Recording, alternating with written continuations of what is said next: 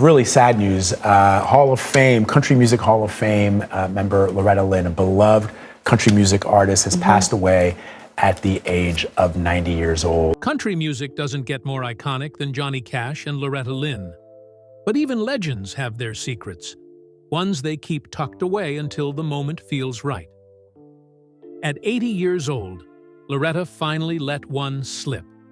It was a story that had stayed with her for years, and it all went down in the last place you'd expect: Johnny Cash's recording studio. The Man in Black may have passed in 2003, but according to Loretta, he wasn't entirely gone. What she experienced that day left her shaken, a chill she never could quite shake off. So, what really happened? Was it just emotion? A trick of the mind? Or something more? After years of silence, Loretta Lynn finally opened up about the strange truth about Johnny Cash. Loretta Lynn's fight to survive. Loretta Lynn's story doesn't start with a record deal or flashing stage lights. It starts in the rugged hills of Kentucky, in a place called Butcher Holler. It was tucked deep inside a coal mining town called Van Leer, where life wasn't just tough, it was survival mode every day. The whole town was run by the coal company.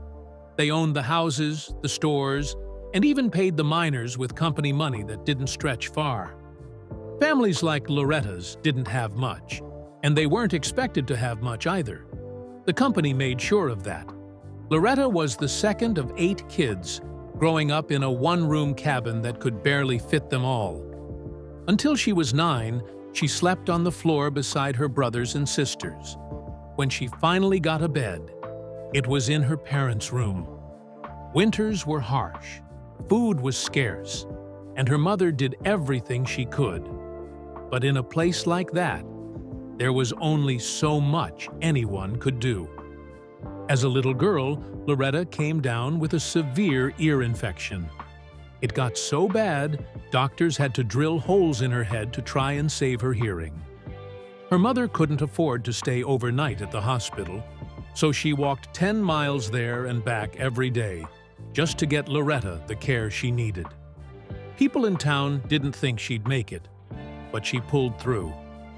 By the time she was 12, she was back in the hospital with a leg infection that needed a ton of shots. Her cousin Marie stayed by her side, but a nurse ended up giving Marie one of Loretta's shots by mistake. Even in pain, things didn't always go as planned. At home, Loretta had responsibilities way beyond her years.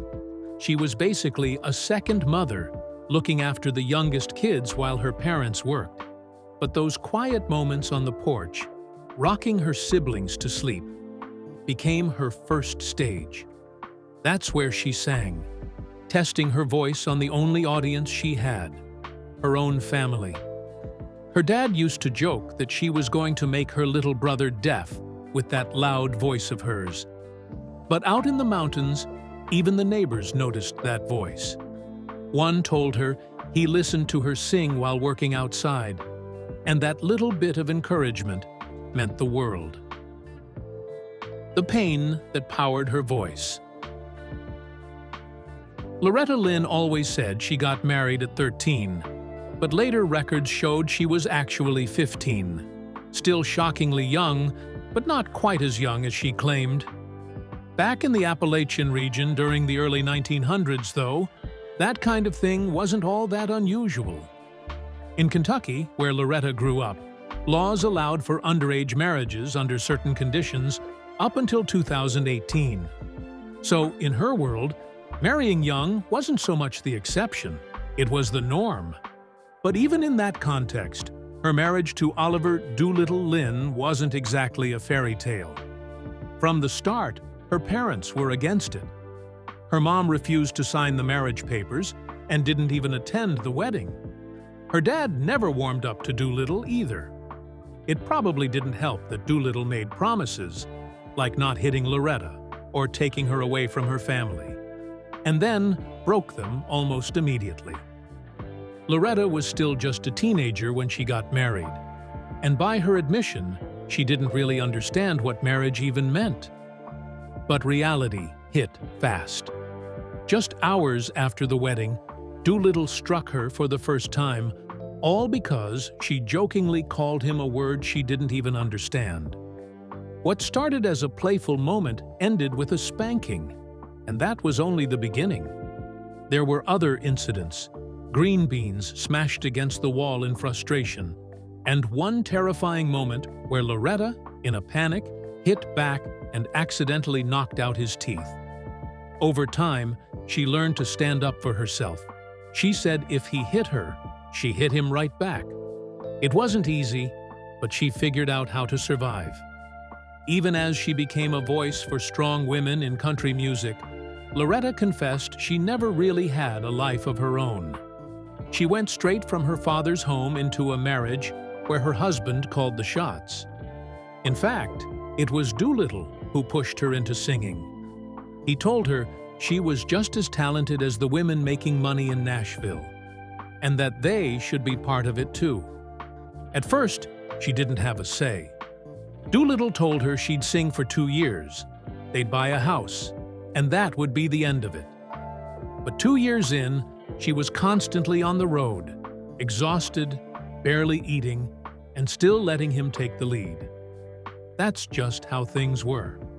But as her fame grew, so did her confidence. She started to push back when things didn't sit right. Still, she never fully took control. His drinking only made things worse. Loretta said he'd vanish for days, sometimes weeks, and she'd wait, hoping each day would be the one he came home. When he finally did, he was often still drunk, and the fights would flare up all over again. Eventually, being on tour started to feel easier than being at home.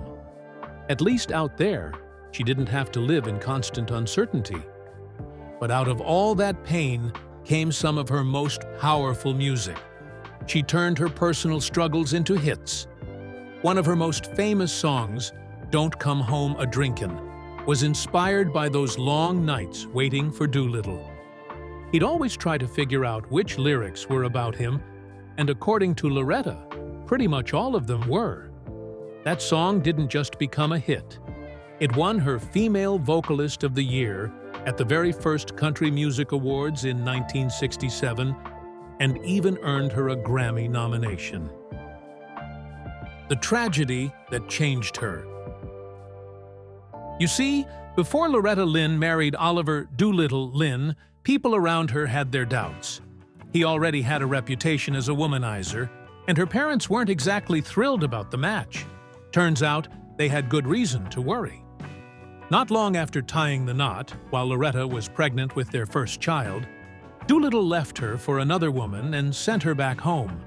When he finally came crawling back, her father was furious, especially because Loretta took him back. After giving birth, Loretta jumped straight into full-time motherhood, washing diapers by hand, hauling water, and holding things together pretty much on her own. Doolittle, meanwhile, wasn't much help. He had affairs, including one with Loretta's sister-in-law. But Loretta wasn't the kind of woman to sit quietly and take it. She once told a story about how her daughter came home saying the tour bus driver told her she was seeing her dad. Loretta didn't hesitate. She marched right over and yanked the woman by the hair, even though the woman was bigger than her. She channeled a lot of that fire into her music. Songs like Fist City weren't just catchy. They were warnings. That one was inspired by a woman in Tennessee who was making eyes at Doolittle while Loretta was on stage. She let it be known that if the woman didn't back off, she'd be eating a knuckle sandwich. For Loretta, as rough as things got, she felt her love for Doolittle made it worth it. In her own words, if you couldn't fight for your man, he wasn't worth having. Loretta's early motherhood years were especially hard. After her second baby, she suffered 2 miscarriages and nearly died of blood poisoning.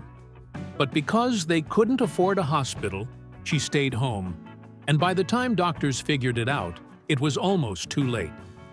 When it came time to deliver her third baby, she needed a C-section. But Doolittle was out logging somewhere, unreachable, and couldn't sign the hospital papers. Loretta was left alone in the hospital, drugged up and in labor by herself. All those chaotic, painful moments fed her songwriting. Ones on the Way captured the exhaustion of being pregnant and overwhelmed, especially with no help. By 22, Loretta already had 4 children. She eventually got a diaphragm to try and stop the baby train, but before she knew it, Doolittle had moved the whole family from Kentucky to Washington State, isolating her from her support system. Out there, he would disappear for weeks at a time, leaving Loretta to care for their kids solo. At one point, they were so broke, she and the kids survived on dandelions for nearly 2 weeks. She wanted to go back home, but how do you travel 3,000 miles with 4 kids and no money? Then came another surprise. Twins. Loretta was devastated at first. Her singing career was finally taking off, and she cried often during that pregnancy. But once those twins arrived, she said it was a joyful day. Even after fame hit, Doolittle didn't step up.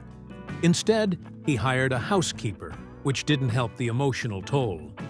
Her daughter, Betty Sue, remembered crying for her mom while Loretta was away touring, and Loretta said that leaving her kids was the hardest part of her career.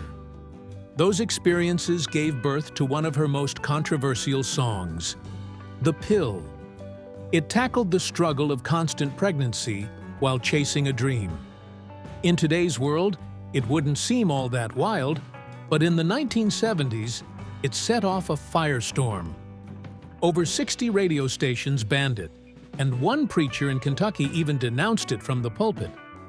The Grand Ole Opry held a 3-hour meeting after Loretta performed it 3 times in one night.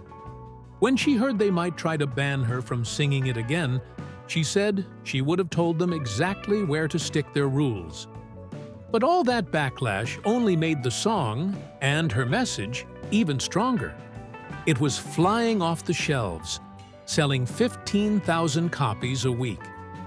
Loretta had struck a nerve, and women all over the country were tuning in. Meanwhile, Doolittle kept spending whatever money he made on himself. According to Loretta, none of it ever made its way to her or the kids. Their relationship was full of infidelity, fights, and heartache. Loretta stayed anyway, not because it was easy, but because she didn't want to break her children's hearts. She later admitted that if she had known how hard life would be with Doolittle, she might have made a different choice. But in her eyes, he still played a key role in her success. He pushed her toward music, and in her own words, there wouldn't have been a Loretta Lynn the star without Doolittle behind the scenes. Then came one of the worst tragedies of her life. In 1984, her son Jack Benny Lynn, her favorite, died at just 34 years old. He was out horseback riding on their Tennessee ranch and tried to cross the dangerous Duck River. It's believed he hit his head on a rock and drowned. His horse was found waiting by the riverbank, and soon after, they found Jack's body. At the time, Loretta was on tour in Illinois. She was so worn out, she had checked herself into a hospital and collapsed on her bus. It was Doolittle who broke the heartbreaking news to her. Jack had his father's wild streak. He liked to drink and didn't care much for hard work. But he had recently started focusing on his wife and kids, and Loretta loved him deeply. She was convinced something suspicious had happened that day. At the funeral, she was so overwhelmed with grief that she collapsed and had to be rushed to the hospital. Years later, in 1996, Loretta was right there beside Doolittle when he passed away from complications related to diabetes. The last song she ever wrote for him was "Wouldn't It Be Great?" a song she even sang to him as he lay dying. After he was gone, she said she missed everything about him. No matter where she went, it felt like he was still there, lingering in every room, every memory. Their marriage was far from perfect. It was messy, even painful at times. But somehow, Through all the ups and downs, Loretta and Doolittle shared a bond only the two of them could truly understand. From coal miner's daughter to icon. By the mid-1970s, Loretta Lynn wasn't just a star. She was the star, the biggest name in country music, especially for women. Even People magazine said so. A few years earlier, in 1972, she made history as the first woman ever named Entertainer of the Year by the Country Music Association. And that wasn't just a fluke. She went on to win the Academy of Country Music's Female Vocalist of the Year 3 times in just 4 years. Loretta was on fire. Then, in 1976, she told her life story in her autobiography, Coal Miner's Daughter. It was a bestseller. And just 4 years later, Hollywood came calling. In 1980, the book was adapted into a film, with Sissy Spacek playing Loretta so convincingly, she won an Oscar for it. Loretta's last top 10 hit came in 1982 with I Lie, and her final top 40 song, Heart Don't Do This to Me, followed in 1985.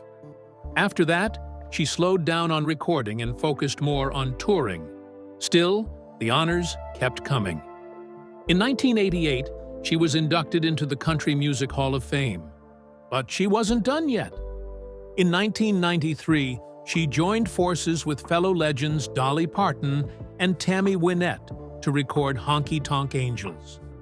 Then, in 2000, she dropped a solo album called Still Country, proving she hadn't lost a step. In 2002, she shared more of her story in a second book, Still Woman Enough. But 2004 brought one of her biggest surprises. She teamed up with Jack White from the White Stripes to create Van Leer Rose. It was raw, fresh, and completely her. Loretta wrote all 13 tracks, calling it the countryest thing she'd ever cut. The album was a smash with critics and fans alike, winning a Grammy for Best Country Album. The standout duet with Jack White, Portland, Oregon, also picked up a Grammy for Best Country Collaboration. Throughout her career, Loretta racked up more Hall of Fame inductions than any other female singer. She was honored with the Kennedy Center Honors in 2003, a Lifetime Achievement Grammy in 2010, and the Presidential Medal of Freedom in 2013. Then, in 2016, she released Full Circle, a reflective album that brought together her roots, her timeless classics, and a few new songs. It was a fitting way to look back on a career that had broken barriers, defied expectations, and kept evolving every step of the way. Loretta Lynn was visited by the ghost of Johnny Cash. The legend of Johnny Cash is more than just music. It's a feeling, a presence, a shadow that still lingers in the corners of country music. And for Loretta Lynn, that shadow once walked right into the studio with her. Johnny Cash passed away in 2003, but he left behind a legacy as one of the most influential figures in country music history. Everyone knows the hits: Folsom Prison Blues, Ring of Fire, I Walk the Line, but Cash's impact ran deeper than just chart toppers. He helped lead the outlaw country movement alongside fellow legends like Willie Nelson, Waylon Jennings, and Chris Christopherson, shaking up the country scene and giving it some much-needed grit. Loretta Lynn, a legend in her own right, had been a fan of Johnny and his wife, June Carter Cash, from way back. She often said the Carter family's music was the first she ever heard. After Johnny and June passed away, just months apart, Loretta became close with their son, John Carter Cash. He credited her with helping him through that tough time, and eventually, he ended up producing some of Loretta's later albums. In her final years, Loretta did most of her recording at Johnny Cash Cabin Studios in Hendersonville, Tennessee, just outside Nashville. This wasn't just some random studio. It was built by Johnny himself in 1978, right across from the house where he once kept exotic animals like zebras and ostriches. Originally, it was just a quiet spot for him to write and relax. But things changed in the early 90s when June Carter Cash's sister, Anita Carter, moved in and set up a little DIY recording setup. Then came 1992. Johnny met producer Rick Rubin, signed with his label, and kicked off the legendary American Recordings series. While only a couple of tracks from that first album were recorded in the cabin, he eventually started using the space more and more. It became something special, almost like a sacred creative space. So it made perfect sense that Loretta would choose to record there too. And maybe, just maybe, Johnny never really left. During the making of her 2016 album Full Circle, Loretta was recording one of Johnny's songs when something strange happened. She looked up and thought she saw a man in a gray suit walk in. It looked just like Johnny. Now, the lighting in the studio was dim, like most studios. But she was so sure of what she saw that she stopped singing and said out loud, "I would have sworn I just saw Johnny Cash walk through that door." But this wasn't Loretta's first brush with the supernatural. Her home in Hurricane Mills had long been rumored to be haunted. Ghostly Civil War soldiers, mysterious women standing on balconies, sorrowful figures roaming the halls. She even wrote a song about it back in 1964, This Haunted House. So, whether Johnny really showed up during that session, or whether it was just the weight of his memory in that familiar cabin, no one can say for sure. Maybe it was her imagination. Or maybe the man in black just wanted to drop by and hear her version for himself. Either way, in a place like that, with so much history, music, and love, it's not hard to believe that a legend might stop by one last time. When her voice was nearly silenced. The last few years were tough for Loretta Lynn, no doubt about it. In 2017, just after celebrating her 85th birthday, she suffered a stroke. Her team broke the news on her Facebook page, letting fans know she was in the hospital in Nashville after falling ill at her home in Hurricane Mills, Tennessee. Thankfully, she was responsive and expected to recover, but it meant she had to cancel all her upcoming shows. In a later interview with People magazine, Loretta opened up about how scary that moment was. Learning she had a stroke hit her hard. One of her first thoughts was whether she'd ever be able to sing again. Singing wasn't just a career, it was part of who she was. Her mama always said she came into this world singing, and Loretta couldn't imagine life without it. Then, as if that wasn't enough, she broke her hip just a year later. It made the road to recovery even steeper. People around her started to doubt whether she'd bounce back. But Loretta had other plans. She surprised them all, proudly saying she could move her arms, she was doing well, and yes, she could still sing. While she was busy getting stronger, the tabloids were busy writing her off. In 2019, Radar published a story claiming her health was failing fast and that her family was preparing for the worst.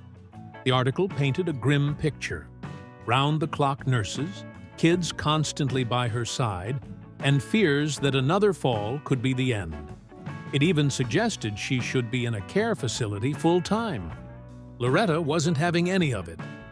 Not long after, she clapped back with a Facebook video that showed she still had plenty of fire in her. She laughed off the rumors, listing all the wild things tabloids had said about her over the years, from being broke to being dead. She made it clear she was alive, kicking, and ready to fight anyone who said otherwise. She made music into her 80s. Loretta Lynn's career wasn't just long, it was legendary. She wore the crown of country music with pride, and even in her late 80s, she wasn't slowing down. In 2021, at 88 years old, Loretta dropped her 50th studio album, Still Woman Enough. That title might sound familiar because it's also the name of her 2002 autobiography. The album, much like the book, was a celebration of women, of resilience, and of her journey through country music. What made this project extra special was the way Loretta connected the dots between her past and her present. Her daughter, Patsy Lynn Russell, who co-produced the album, said Loretta had a way of seeing things clearer than anyone else. She tied her 1966 anthem, "You Ain't Woman Enough to Take My Man," to the new title track. Not just in name, but in message. It wasn't about rivalry, it was about sisterhood. For Loretta, that song had always been about women sticking together, standing strong through whatever life throws at them. That's the magic Patsy believed made her mom so brilliant. Loretta could take her own experiences and turn them into something every woman could see herself in. Still Woman Enough wasn't just a collection of new songs. Loretta also reimagined classics like Coal Miner's Daughter and Honky Tonk Girl, giving them a fresh spin while still honoring their roots. It was like she was flipping through the pages of her own story, adding a few new lines to the ones fans had sung for decades. And she didn't do it alone. Loretta brought in some of the biggest voices in country music. Carrie Underwood, Reba McEntire, Margot Price, and Tanya Tucker all lent their voices to the project. It was a powerful lineup, and it made perfect sense. Loretta had always been about lifting other women up. She said herself, "We girl singers gotta stick together." And this album was living proof of that belief. The title track delivered a message that was pure Loretta, honest, strong, and heartfelt. She sang about getting knocked down but never giving in. She reminded listeners that a woman could be tough and tender, wise and kind, all at once. And while Still Woman Enough marked her final studio album, it wasn't the first time Loretta had used her music to share her truth. Her songs always carried pieces of her real life, the struggles, the grit, the heart. By the end of her career, she had sold over 45 million records, earned a truckload of awards including Grammys and a CMT Lifetime Achievement honor, and made history as the first woman to win CMA's Entertainer of the Year. But even with all that, she never stopped dreaming. In 2021, she told Parade that her biggest hope was to keep writing songs all the way to the end. And honestly, that's exactly what she did. Where Loretta found her final piece. Not long before her passing, Loretta Lynn was already making preparations for the end of her journey.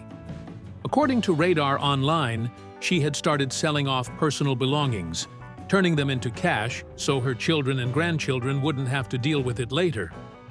She also reportedly mapped out the details of her memorial service, including a wish for loved ones and her dear friend Dolly Parton to perform. But perhaps the most touching request was her desire to be buried in the family cemetery on her beloved ranch, where her husband and two of her children were already laid to rest. That ranch, by the way, isn't just any ranch. Spanning 3,500 acres, it's a popular tourist destination and even hosts motocross events, according to ESPN. Then, on October 4th, 2022, came the heartbreaking news. Loretta Lynn had passed away at 90 years old. Her family shared that she died peacefully in her sleep, right there on the Tennessee ranch she loved so much. Tributes flooded in from all over. Reba McEntire, who often said Loretta reminded her of her own mother, pictured the two of them in heaven, catching up and laughing about how much country music had changed. She thanked Loretta for paving the way and making things a little easier for the women who came after her. Dolly Parton, who saw Loretta as a sister, said she would miss her deeply.